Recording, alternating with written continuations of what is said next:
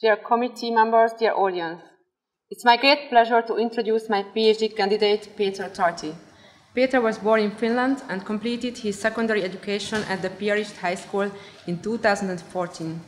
During his dental studies at Semmelweis University, he started his research in 2017, focusing on the use of autogenous toothed bone grafts in patients with periodontal disease. His TDK supervisors were Gábor Gábor and Zsombor Drajko. This research led to a co-author publication, first prize at the university's TDK conference, participation at the National Scientific Students Conference, and the poster presentation at the FAMIC conference. In addition to his scientific work, Péter also showed strong practical skills during his dental studies, winning several manual skill competitions. He graduated from Semmelweis University in 2020 and began working at the Department of Prosthodontics as a resident. He passed his specialty exam in Prosthodontics in 2023 and has been working at the same department ever since. He is currently an assistant lecturer involved in teaching in both the Hungarian and English language programs, while also treating patients and taking part in research projects. Péter started his PhD studies in 2021 in the Translational Medicine PhD program with a research focus on implant prosthodontics. His dissertation is based on 2 high-impact T1 ranked publications. He has presented his work at several national and international conferences, and in September 2023, he was named PhD Student of the Month. In addition to his academic work, he also demonstrated strong clinical skills, winning first place at the 2024 Dental Progress Award by Ivoclar, a practical competition involving participants from 12 European countries. In his free time, Péter enjoys spending time with his friends and family, swimming, baking, and playing the violin. It is with great pleasure that I now invite him to present the main findings of his doctoral research. Thank you. Dear members of the committee, dear audience, let me present you my PhD work, Effects of Biomaterials and Prosthetic Design on the Peri-implant Hard and Soft Tissue Health. My name is Péter Tajti from the Department of Prosthodontics, and I have been doing my PhD work under the supervision of Krisztina Mikulás. My vision was to improve patient care in the field of implant prosthodontics. Therefore, my mission was to explore and analyze novel biomaterials and abutment designs to enhance the clinical outcomes. To reach my vision and mission, I had 2 specific projects. The first one investigating 2 restoration materials, and the second one investigating different abutment designs, specifically abutment heights. The concept of biological width was introduced in 1961, and it's now referred to as supracrestal tissue attachment. The importance of this attachment lies in its role protecting the tooth and the underlying surrounding bone from the external influences. In 1991, Berglund proposed that a similar structure exists around dental implants as well. However, in case of implants, this structure is an extremely sensitive one. Maintaining the integrity of this structure is crucial for the long-term success of dental implants. The sensitivity of this structure is due to the differences in blood supply and collagen fiber networks. There are many factors affecting this attachment, many of which is unclear to this day. Therefore, in our next 2 studies, we wanted to explore those and provide further answers. The first project is investigating 2 restoration materials, monolithic zirconia and metal ceramic, as implant-supported single crowns. When we look at dental restoration materials, for many years the gold standard has been metal ceramics. It is no surprise, as they have an excellent survival rate over 5 years, as implant-supported single crowns as well. Later, as other ceramic materials emerged, offering the advantages CAD/CAM technology, they provide better precision, better aesthetics. One very well-known example is veneered zirconia, which has a similarly good survival rate over 5 years. The major drawback of these veneered restorations are the relatively high incidence of chipping. This is a technical complication that can affect both the function and the aesthetics of the restoration. In order to address this issue, a new type of restoration material was introduced, namely monolithic zirconia or full contour zirconia. Monolithic restorations allow the elimination of the technique-sensitive veneering process. Monolithic zirconia has several advantages. They have positive biological outcomes because of low plaque accumulation rate and low bleeding indexes. They also show a positive effect of cell adhesion. They present minimal to no chipping. They also offer promising aesthetics, and also they ensure a high accuracy because of the complete CAD/CAM technology. Individual studies are available regarding monolithic zirconia. However, a quantitative comparison with the gold standard material is needed. Therefore, our aim was to investigate and compare the biological and technical complications of monolithic zirconia and metal ceramic implant-supported single crowns. We followed the methodology of systematic reviews and meta-analyses according to the PRISMA guideline, and our question was how monolithic zirconia single crowns perform in the clinical outcomes when compared with metal ceramic single crowns. Our primary outcomes were restoration survival, marginal bone loss, and our secondary outcomes were implant survival, bleeding on probing, and chipping. Our hypothesis was that monolithic zirconia restorations can be a valid alternative to metal ceramic restorations. We've conducted our systematic search in 5 medical databases on 2 different dates with the following search key, and after the selection process, we've ended up with 4 eligible full-text articles. Now let me present you my results. The first outcome is marginal bone loss at 1 year follow-up. We've included 3 studies in this analysis. Marginal bone loss is measured by millimeters, therefore, for the effect, we calculated mean difference. Here, the mean difference was minus 0.11, which means that in the zirconia group, there was 0.11 millimeters less bone loss. This difference was not statistically significant because of the confidence interval. Next outcome is chipping as a technical complication. Here we've done 2 separate analyses. First one including all the available data and articles. Here we can see an outlier study, Mangano et al. In 2018. In this study, there was 1 incidence of chipping in the monolithic zirconia group, and this was attributed to the high bruxism of the patient. The other 3 studies excluded bruxist patients, therefore we wanted to reduce the heterogeneity, and we also excluded this Mangano article and did a second analysis. In this analysis, we've found an odds ratio of 0.17, which means the odds for chipping for monolithic zirconia was 83% less. This was a statistically significant difference. And next one, implant failure outcome at 1 year. Here, we couldn't find any difference between the investigating groups. We've done the quality assessment with the risk of bias tool, and we found some concerns for all the studies and outcomes, and we did the grade assessment. We found a moderate certainty of evidence for all of the outcomes. As a conclusion, we could say that at 1 year follow-up, both restoration types were similar regarding the bone loss, the bleeding, and the survival rates.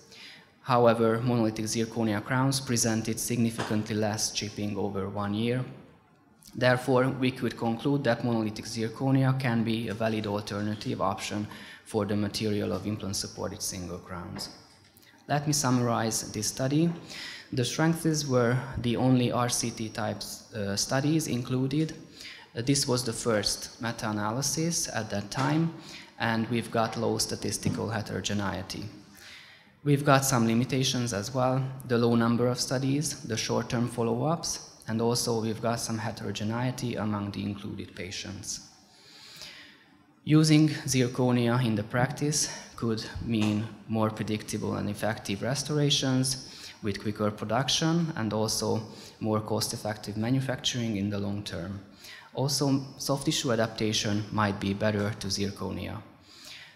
We need more studies in the future with medium to long-term follow-ups, with more detailed inclusion criteria and more homogeneous population. The second project was about different abutment designs, specifically abutment height differences. As I mentioned earlier, supracrustal tissue attachment and its integrity is crucial for the long-term success of dental implants. After the implantation, there will be an unavoidable bone loss, and this marginal bone loss could be affected by many factors, including surgical aspects and prosthetic aspects, such as the abutment height and the number of disconnections and reconnections. These prosthetic aspects were previously investigated by several authors. Linkevicius said that the crestal bone stability was not influenced by the abutment height. Then Chen and Munoz investigated or conducted meta-analyses, and however, they included retrospective studies and animal studies, also with overlapping groups and significant biases. Pommer said in a meta-analysis that one abutment, one-time concept has no effect, whereas Vatanas said that multiple disconnections significantly affected the marginal bone loss. Due to these inconsistencies in the data and in the literature, our aim was to investigate the influence of abutment height and to evaluate the relevance and effect of one abutment, one-time concept. We used the same methodology following the PRISMA guideline. Our question was, to what extent do long abutments influence early marginal bone loss when compared with short abutments? The primary outcome was marginal bone loss. The secondary outcomes were bleeding and pocket depth. Our hypothesis was that implants with long abutments may experience less marginal bone loss. We've conducted the systematic search in the same 5 medical databases with the following search key, and after the selection process, we ended up with 8 eligible full-text articles. First outcome was marginal bone loss. We can see 6 months results on the left and 1 year results on the right. We can see at 6 months the mean difference was 0.62, which means in the long abutment group there was 0.62 millimeters less bone loss, and this difference decreased to 1 year follow-up. Here we only see a 0.26 difference. Both of the differences was not statistically significant. We've conducted a subgroup analysis of one abutment one time. On the upper subgroup we can see abutments placed after healing, so there was multiple disconnections, and the lower subgroup shows the abutment placed immediately after the implantation, so there was no disconnection at all. Between the two subgroups, we couldn't find any statistical difference. Here we can see the soft tissue parameters, bleeding on probing on the left side and probing pocket depth on the right side. Between the investigated groups, there was no significant difference. We've conducted the quality assessment. The risk of bias showed some concerns and also low risk for some studies, and we've got high certainty of evidence for the 1 year bone loss results and moderate certainty of evidence for all the other outcomes.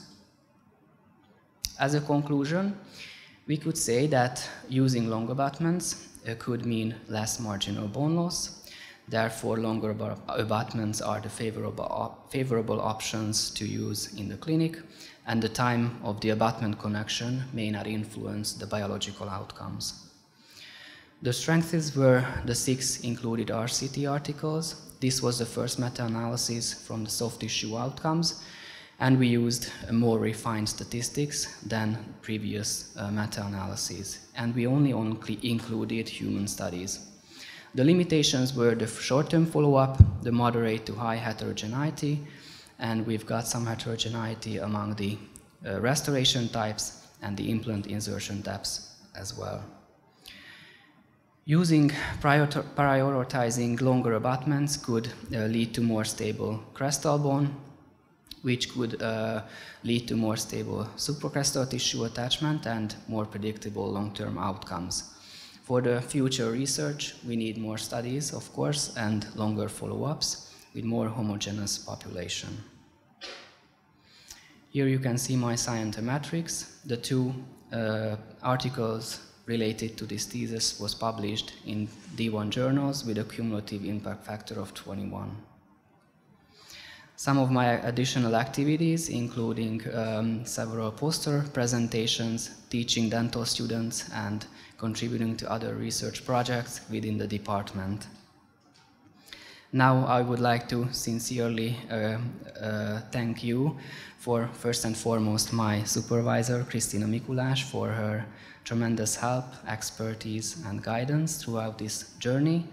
Also want to thank Péter Hermann, head of the department, Péter Tajti, Gábor Varga, and Gábor Gerber for making this translational medicine program possible for us at the very beginning, and also for all of those who contributed to our research, Szilárd Váncsa, Mark Cumbel, Bence Szabó, Péter Mátrai, and Eleonora Sólyom. Last but not least, thank you all for listening, and thanks for my family and friends for supporting me throughout this journey. I want to close my presentation with this quote by Einstein that we had to choose at the very beginning of this program, and I could really resonate with this one. If we knew what we were doing, it wouldn't be called research. Thank you so much for your attention.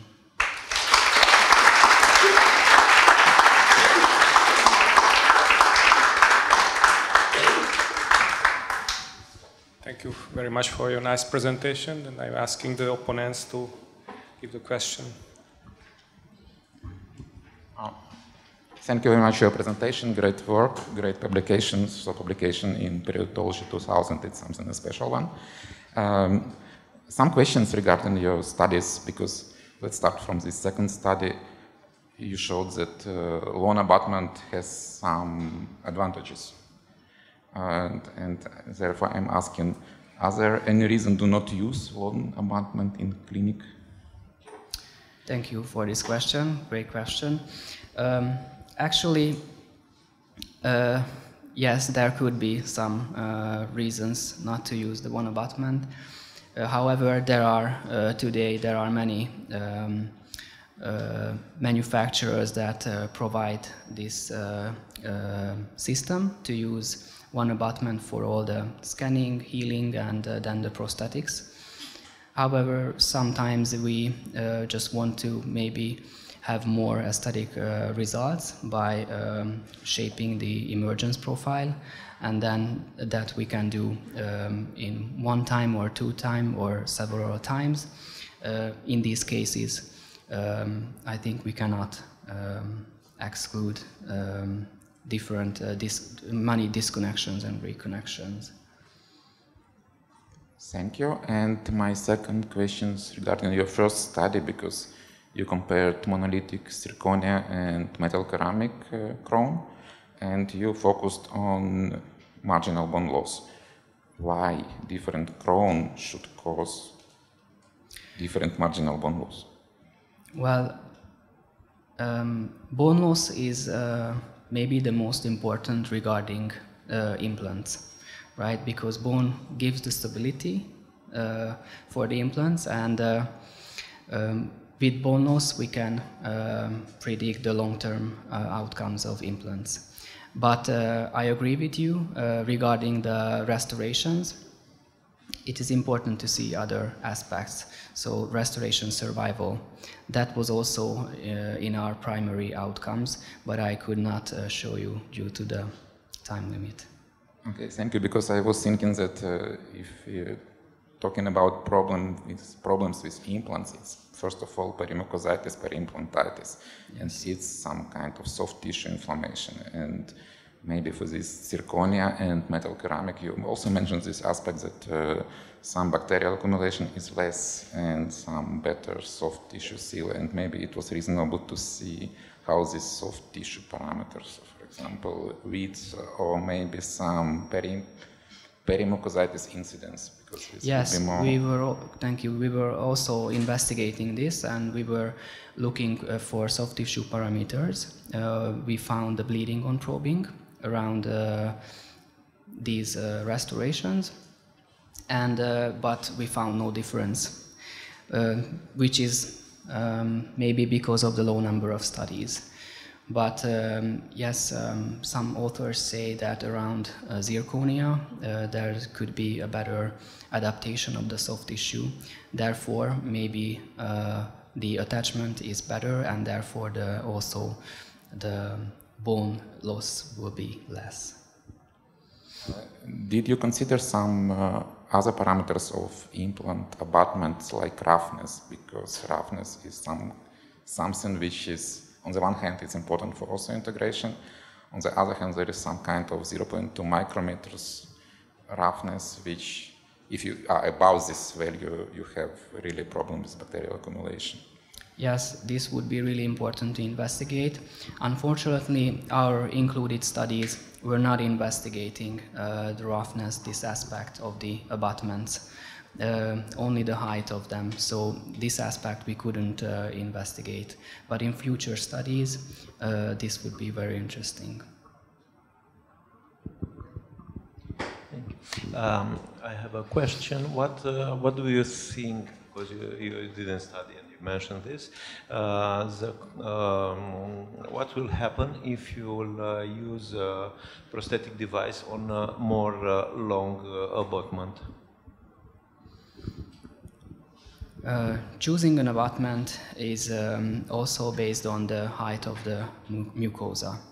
So it's important to look at the vertical mucosal height. And previously, studies said that maybe vertical mucosal height is also a determining factor said by Linkevicius.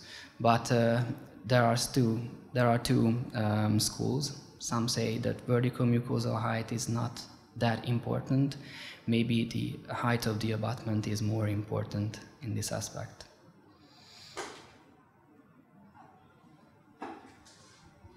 Okay, thank you. I was in my previous life, I was a periodontologist. So, and in that life, I measured a lot bone loss around implants.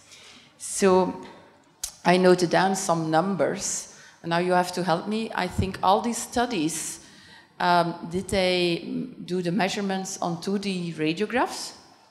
Yes, they did. And which technique did they use? They use parallel technique with intraoral radiographs. Yeah, and did they publish the radiographs that they used for the measurements? They did not, unfortunately. Okay, because, when you read it, or maybe when you did it already in the clinic, can you name me some factors that might bias the measurements around implants, bone loss around implants? So when you take the intraoral radiograph to measure bone loss, so what parameters or variables might bias these measurements? There could be maybe artifacts that alter the measurement, and it is important to measure the same way in all of the studies. So, for example, from the implant platform to the first bone-to-implant contact and to the crestal bone. So maybe some studies don't use this kind of measurement. Maybe they measure from the implant platform to the crestal bone. Yeah, so it was not an exclusion or inclusion factor, yes, the type of radiographic measure. And yes, so the metrics on the bone loss is not like standardized when you compare the different studies. Yes, in is that future right? studies, yeah, they need to standardize these measurements. Yeah, because secondly to that, actually, if you take the 3D bone architecture around, there are some nice publications on that. I mean, if they just measure bone loss on 2D radiographs, then they suppose that the bone everywhere is nicely rounded. But if you open it up as a surgeon, you will see that often it's not the case, and the most problematic cases for bone loss are those with craters. Yes. Can you discuss this a little bit? Yes, maybe we could see this in CTs, in 3D. However, CTs also have some drawbacks, for example, the artifacts. But this could also make it more standardized if we see the 3D positions in different, not just 2D. And then a last question on that, because maybe I missed it in reading the thesis, but the studies that you included, you had some studies finally that you could include, but what was the total sample size of teeth measured, but also patients gathered? Because of course there is the patient, the measures at the patient level and the statistics at the implant level. Yes, this is a very important aspect, because if one patient got multiple implants in one mouth, those implants could correlate, right? So we used an ICC, the correlation coefficient. Therefore, we could adjust these differences.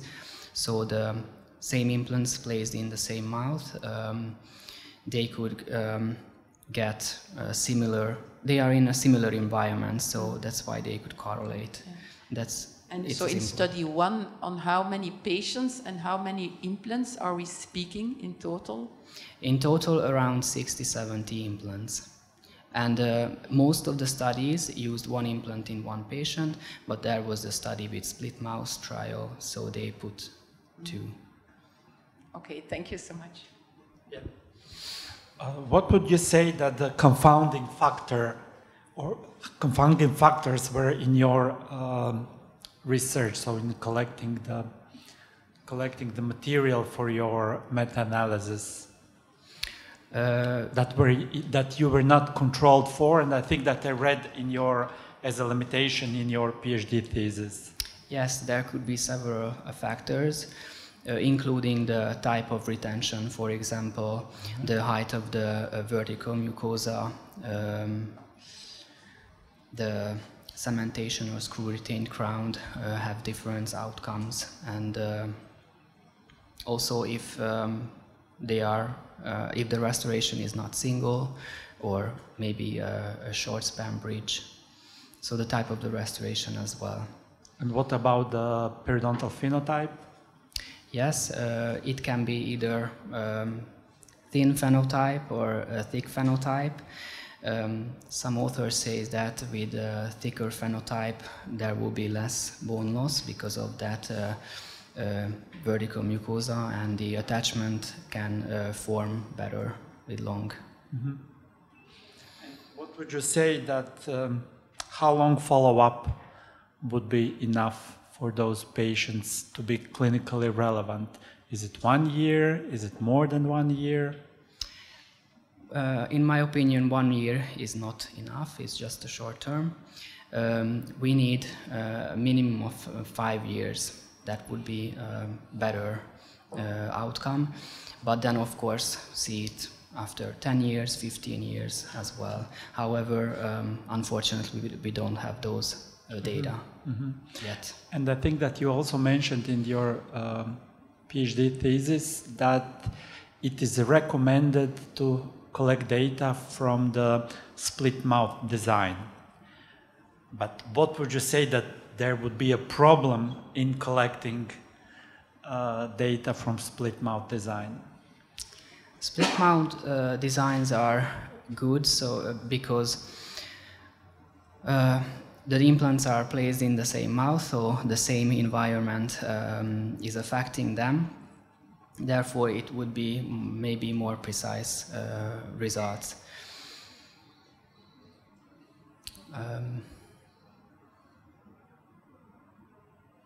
The problems, the problems could be patient-related problems. The oral hygiene are different in every patient, and so these could affect maybe time. You will need more time to collect proper candidates to put two implants in the mouth. Yeah, of course. That would be the problem, I would say. So it would take more time to conduct such a study. Thank you. Thank you. Thank you very much. Please. You are the first. Congratulations for the progress and the presentation. Like, do you think like the advantage of long abutment limited to titanium? Like, what about zirconia or PEK abutments? Thank you for this question.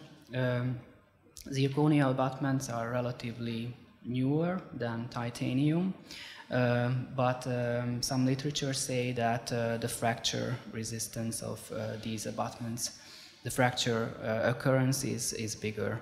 So it is not really a common thing yet in the literature. Therefore, we couldn't find any data on that, only titanium abutments. Like, was there like subgrouping of custom-made and stock abutment, or just titanium abutment in general? These included studies only investigated stock abutments and not custom abutments. However, we are conducting now a trial, a randomized control trial, looking whether the custom abutment has some benefits or not. So this is an ongoing trial, and we are interested what will be the results. One last comment, please. I'm trying also to publish in Periodontology 2000. I'm waiting maybe for 3 months for the link and invitation. So what did you do? How was you able to publish in this journal? Thank you. I had an excellent team behind me, so I can thank them a lot. Thank you.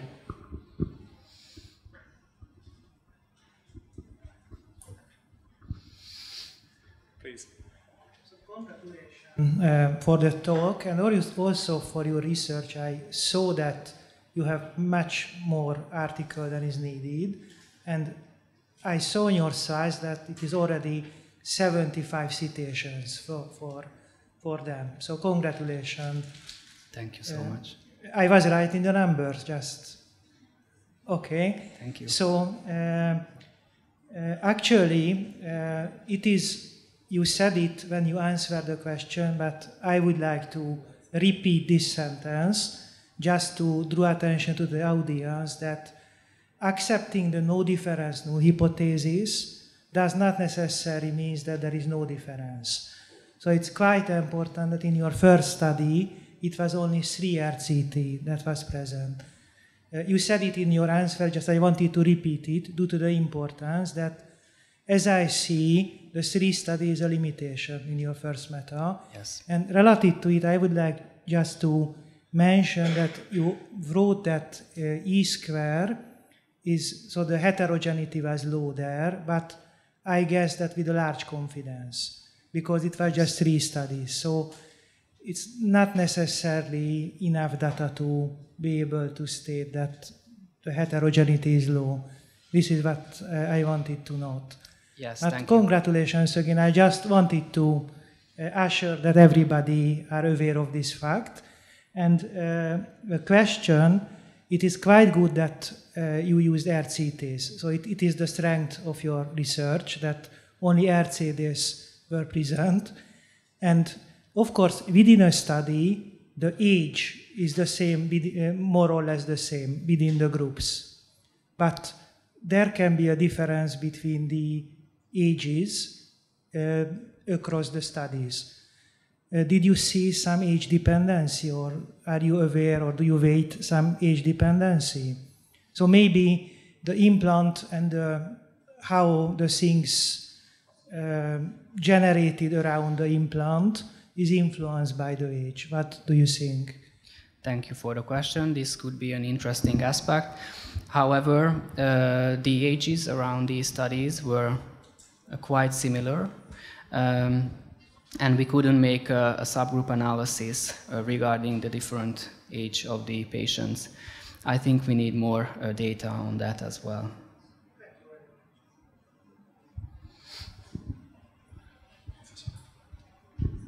Peter, thank you very much for your really amazing work and the presentation you gave us today. I think you make a quite compelling case, especially for monolithic zirconia in your first study. What do you think? Is it the same in anterior and posterior region? Or do you think, especially for a very high demand of aesthetics, there should be a different approach? So basically the question is, what would be your recommendation for an anterior crown for an implantation? Thank you for the question. Monolithic zirconia there are many types.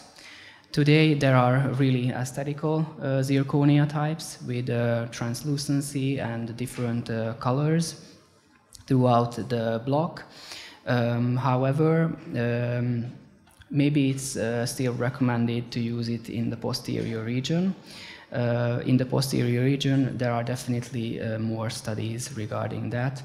In the aesthetical and anterior region, there's not much data, so we couldn't include that in our study. Thank you very much. Thank you. Thank you. Just a fast comment that we started with Arnold Schwarzenegger and ended up with Albert Einstein. Thank you very much for your. More questions? The last chance to win the wine, bottle of wine.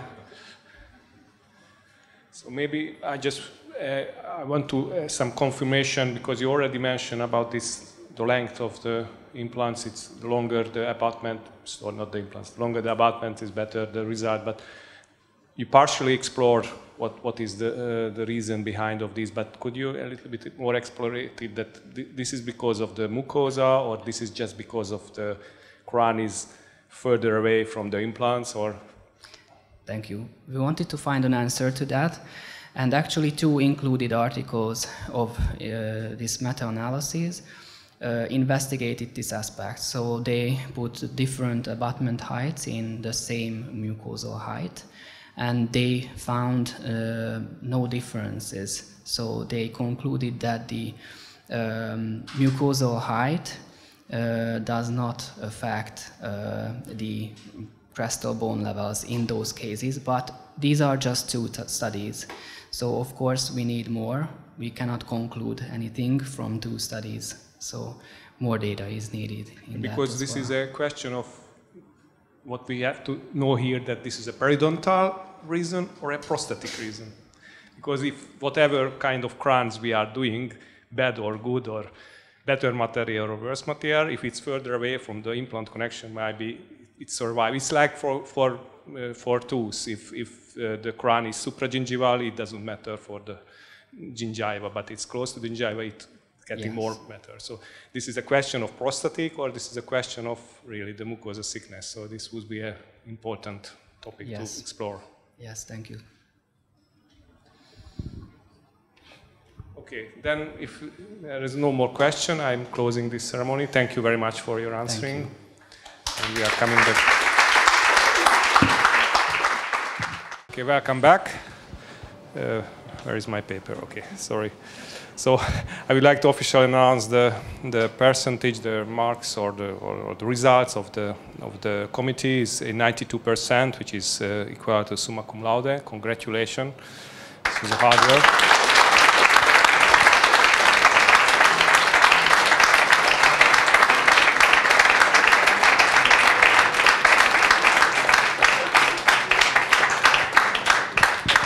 And I don't think that I have to say anything to encourage you, because I know you are a good clinicians also and a good researcher, so just go ahead in the same way. Congratulations. I'm closing the session.